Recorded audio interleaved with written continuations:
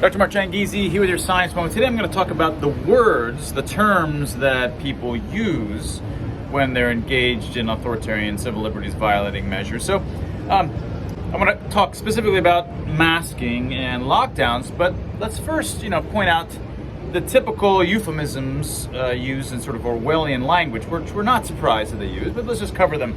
So for example, when they say something like health pass or vax pass, well, that sounds kind of nice. Who would be against health, right?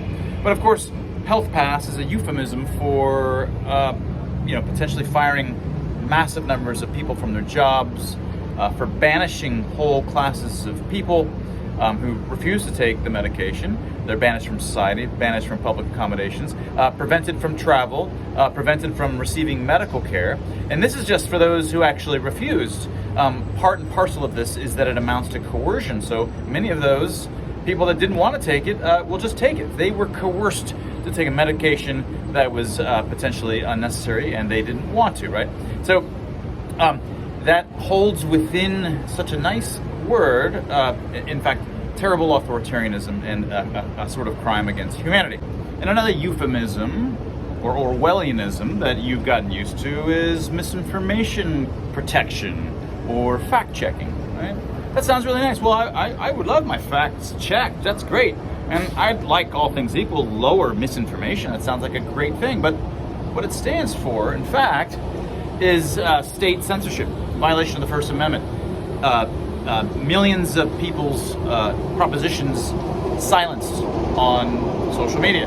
Now, it had bothered me, though, that we had words like lockdown and mask, and I had been wondering, I said, why is it that these terms were being used and they're not euphemistic, they're not Orwellian in the normal sense, right? They hold on their sleeves, they wear on their sleeves their connection and association with prisoners, with prisons, right? Locking you down and masking you up is exactly what happens to prisoners. Why are they wearing on their sleeve their authoritarianism rather than sugarcoating it, with some kind of euphemism? And then it had been bothering me for a month, maybe. And then it clicked. I was like, oh, well, here's why. It's because it's not covering over the civil liberties violations that the Unclean Out group is doing. It's describing the measures that those within the righteous COVID cult are doing.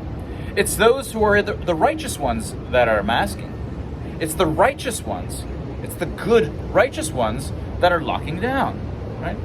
You don't want to euphemistically, candy coat it away. You want to emphasize how difficult it is and what a sacrifice it is to have engaged every day in masking and to have had to lock down at home every day. What sacrifice we have gone through to save you and you and you, and how selfish anybody would be to not go through the great sacrifice that we have gone through, right? It's not like people necessarily sit down and, again, think about it. Let's keep the terms like not candy coated because this connotes this, whereas we want those ones. No, that's not what happens. They are selected for because they tend to connote the right kinds of things, and they're encouraged throughout society by many different brains, more likely wanting to say those rather than other brains. It's not like it's done by a central community. These things happen organically through the natural selection processes that happen by virtue of large numbers of people together. In short, the reason that lockdowns and masks retain their prison associations is because they are the kinds of measures and restrictions that those within the righteous cult had to do, wanted to show their sacrifice, and wanted to wear on its sleeve that it is a sacrifice to do it. That is the difference. That was your Science Moment.